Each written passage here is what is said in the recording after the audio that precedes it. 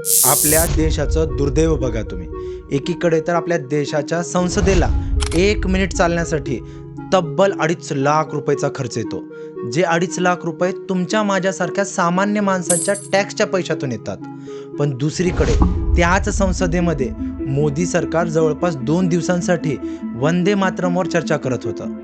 वंदे मातरमबद्दल प्रत्येकाला अभिमान आहे. वंदे मातरम आपल्या देशाचं राष्ट्रगान आहे आणि त्यात काही दुमत नाही. पण तुम्ही मोदी सरकारची हिपोक्रेसी बघा.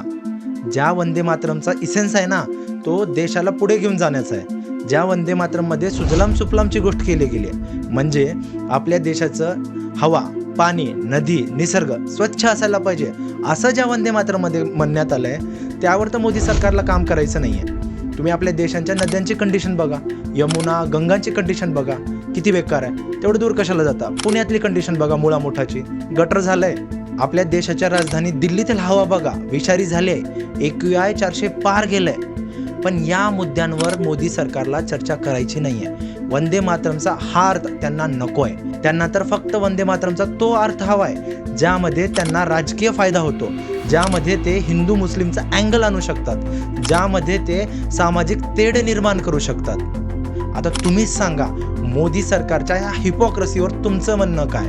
तुम्ही कमेंट बॉक्समध्ये सांगू शकता. जय हिंद, जय महाराष्ट्र.